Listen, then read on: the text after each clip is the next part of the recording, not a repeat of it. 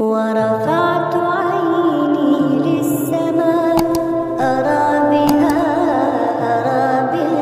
adalah Anda marah di saat saya, atau yang tidak jadi masalah adalah saya marah di saat Anda tidak percaya dengan keramat guru saya.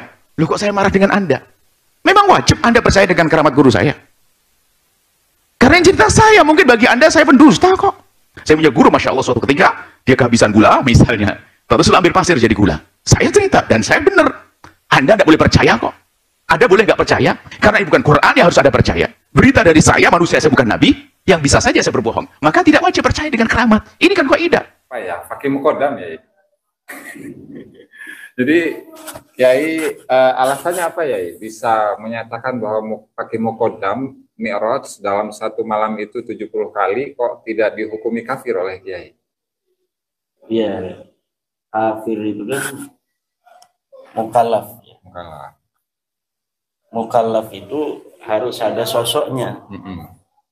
Sedangkan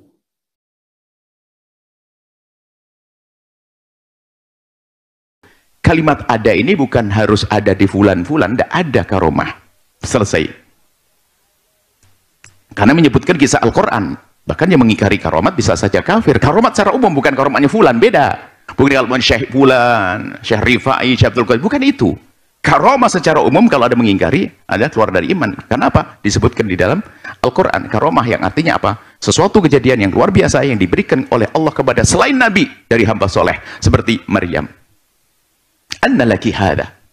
Maryam bukan Nabi, disepakati. Ada khilaf sedikit sekali. Yang mengatakan Maryam Nabi perempuan.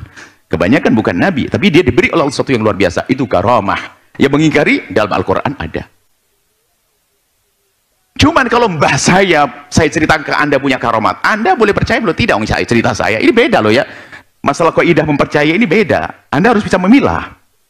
Karomat secara umum ada. Nah, satu.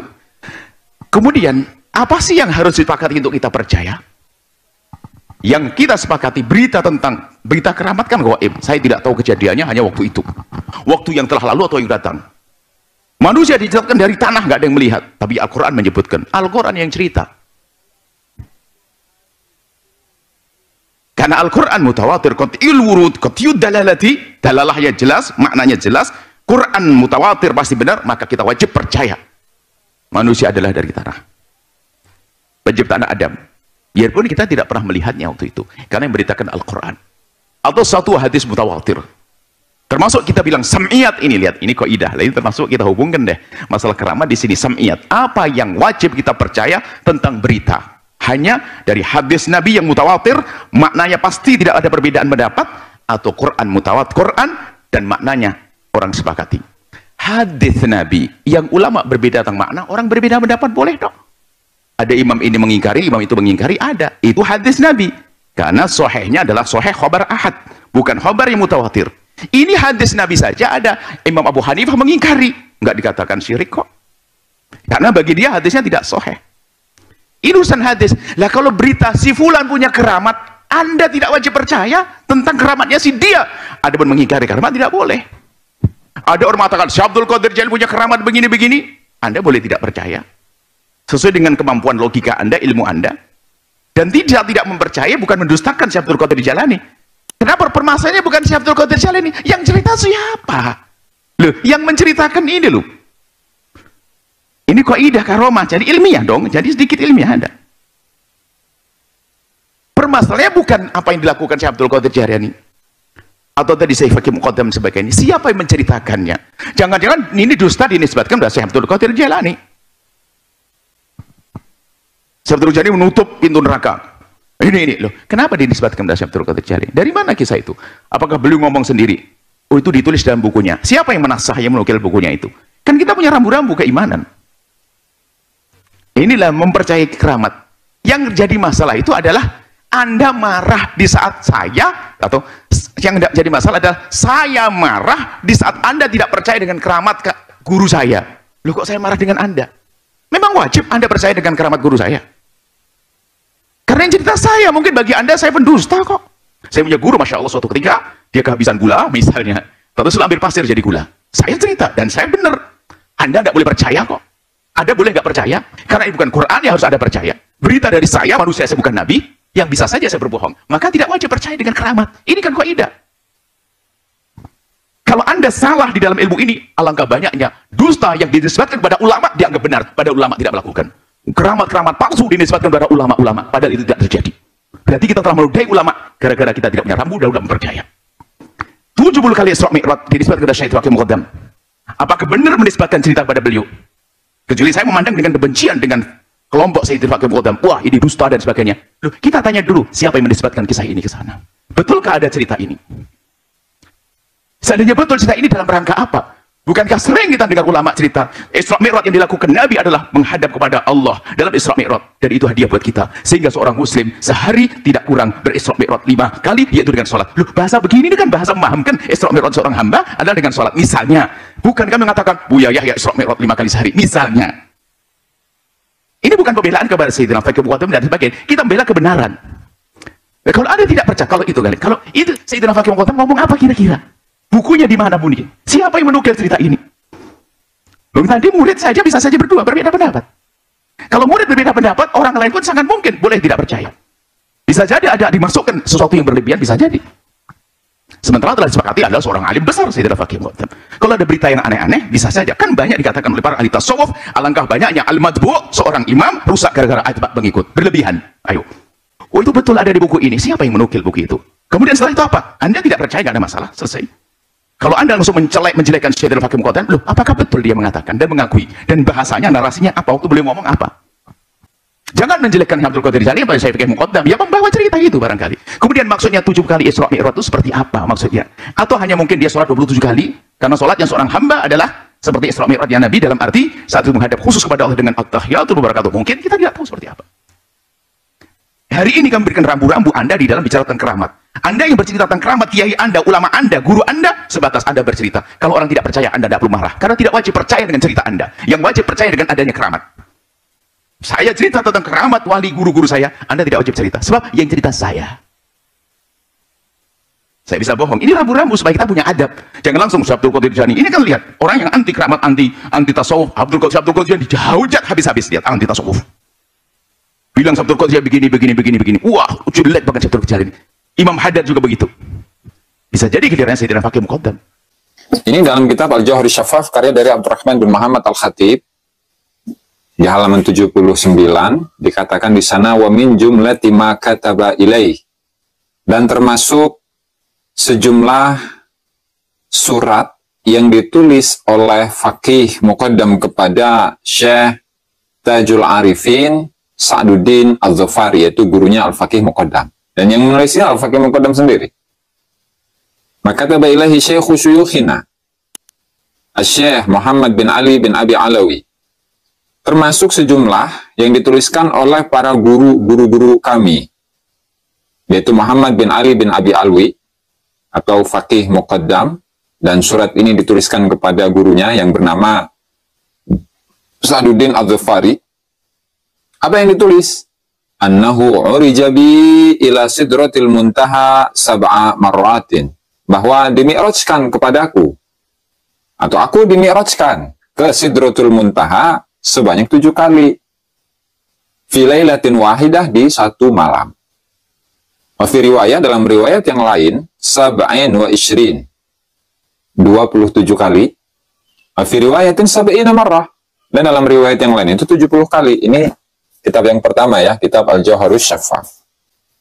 Kemudian kitab yang kedua itu yang mengutip kemi'rajan dari Al-Fakih Al-Muqaddam itu adalah Ahmad bin Zain Al-Habsi dalam kitabnya Syarah Al-Ainiyah. Sudah saya tandain. Bahwa wa kana min jumlati ma kataba bihi ila Syekh Sa'ad.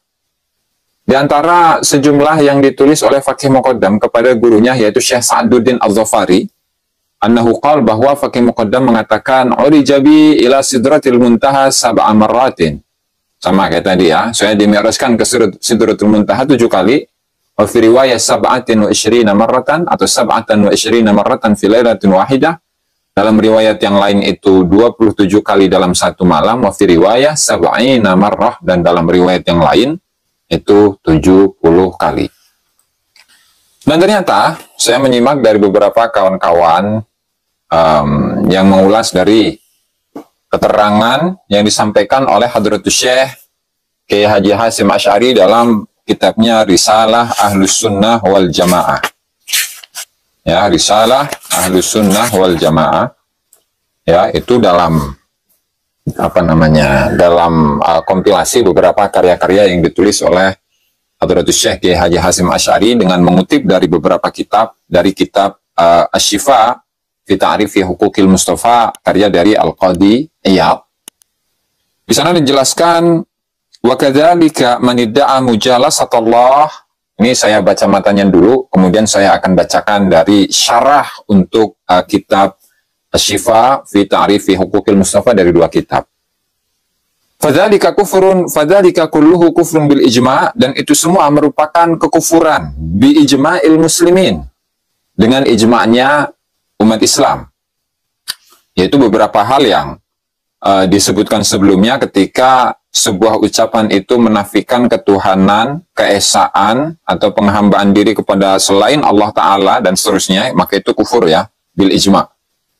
Kemudian di sini, wa kadzalika, begitu juga yang termasuk dari kufrun bi ijma'il muslimin, itu adalah manidda'a mujalasatullah. Adalah seseorang yang mengklaim dia duduk bersama Allah, wal uruja ilaih, dia mengklaim bermi'raj kepada Allah, seperti tadi dua kutipan yang saya sampaikan. Kemudian wa mukalamatahu au hululahu fi ahadil ashkhas, au mukalamatahu, atau dia berbincang-bincang dengan Allah Subhanahu wa taala. Apa ya? Fakih muqaddam ya. Jadi, Kiai, alasannya apa ya? Bisa menyatakan bahwa pakai muqaddam mi'raj dalam satu malam itu 70 kali kok tidak dihukumi kafir oleh Kiai? Iya, kafir itu kan mukallaf. Mukallaf. Mukallaf itu harus ada sosoknya. Sedangkan fakih muqaddam itu menurut saya, sesuai dengan penelitian dalam ilmu sejarah, ilmu nasab, dia yang hidup tahun 653 itu tidak terkonfirmasi keberadaannya. Bagaimana seseorang yang tidak terkonfirmasi keberadaannya bisa kita sebut kafir? Walaupun kisah itu ada, kisah itu muncul pertama kali tahun 895. Di mana di dalam kitab Al-Burqa Al-Musyiqah, Ali As-Sakran pertama kali membuat drama tentang adanya surat menyurat antara Fakih Muqaddam dengan Syekh Sa'ad Az-Zifari. Syekh Sa'ad Az-Zifari ini adalah sosok historis. Sosoknya ada seorang ulama di Zifar, ulama besar, syariah wal haqiqah. Nah, ini Ali As-Sakran berusaha agar leluhurnya dia yang satu masa itu hidupnya itu dicangkokkan sejarahnya agar nampak menyejarah. Padahal sama sekali tidak ada di dalam data-data eksternal tentang kisah surat menyurat itu. Ali As-Sakran itu katanya mendapatkan berita itu dari kitab karya Batahan. Namanya kitab Tuhfatul Murid ya. Wa Unsul Mustafid. Nah, apakah benar itu kitab ada? Tidak ada. Jadi kitab itu tidak akan pernah ditemukan. Jadi mengutip, menyebut nama kitab yang dikarang oleh sosok historis ulama besar juga, Bapahan, yang merupakan murid daripada Sa'ad Az-Zifari, yang katanya di dalam kitab itu ada surat menyurat antara Fakih Muqaddam dan Sa'ad Az-Zifari. Sebenarnya di dalam kitab Al-Burqa itu sangat sederhana. Jadi hanya ada surat menyurat, itu kisahnya pun hanya kisah sepintas. Tapi kemudian pada masa generasi berikutnya, di dalam kitab-kitab Al-Masra' Ar-Rawi, ini lebih dramatis sekali. Jadi kisah sepenggal yang sangat sederhana yang dibikin oleh Ali As-Sakrar tentang surat menyurat antara Fakih Muqaddam dan Sa'ad Al-Ghifari kemudian dikembangkan oleh Ba'lawi berikutnya di abad ke-11. Sehingga sepertinya bahwa surat menyurat itu faktual. Seakan-akan ada sebuah dialektika sufistis antara Sa'ad Al-Ghifari yang seorang ulama historis dengan Fakih Muqaddam yang ahistoris. Untuk apa? Sebenarnya tujuannya itu adalah untuk agar Fakih Muqaddam ini kesejarahannya seakan-akan tertulis, padahal tidak ada. Maka di dalam ilmu komunikasi ini biasa disebut dengan cara berbohong 3 langkah, agar bohong yang sebenarnya tidak terdeteksi, kemudian orang-orang terjebak kepada perdebatan bohong yang ketiga dan kedua. Jadi kisah Fakih Muqaddam yang ahistoris tidak ada, kemudian dibikin sebuah narasi. Waalaikumsalam. Lagi itu. Lanjut aja. Siap. Mana nih ininya? Kopi udah. Ada, Bang. Ya, lanjut. Lanjut. Ya, kita lanjutkan. Jadi cara berbohong 3 langkah. Itu pertama berbohong bahwa Fakih Muqaddam itu ada, padahal dia tidak ada. Yang kedua, surat menyurat itu seakan-akan ada, padahal tidak ada. Kemudian bohong ketiga adalah mengenai mi'rajnya ini. Seakan-akan disinilah mahalun naza' perdebatannya. Ya, alhamdulillah.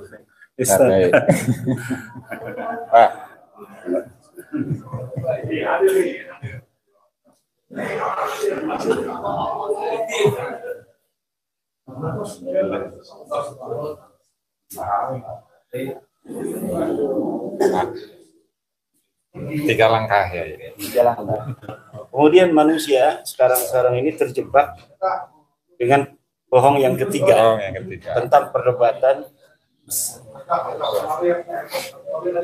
apakah Mi'raj itu kafir atau tidak. Berdebat di situ. Padahal jangankan Mi'rajnya, pengakuannya, suratnya Fakih Muqaddam kepada Sa'ad itu juga tidak ada. Tokohnya aja nggak ada. Tokohnya juga tidak ada. Dan inilah yang saya katakan bahwa Fakih Muqaddam tidak kafir. Kenapa? Karena memang tidak ada orangnya.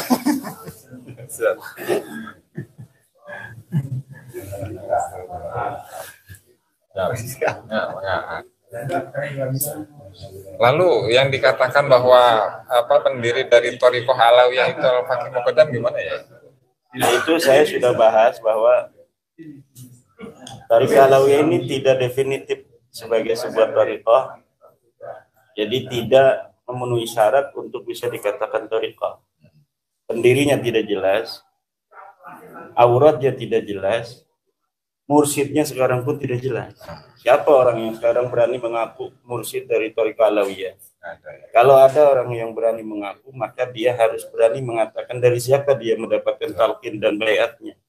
Tidak akan pernah untuk ditemukan siapa mursyid sekarang dan siapa yang telah mengijazahkan membaiat dia sebagai mursyid.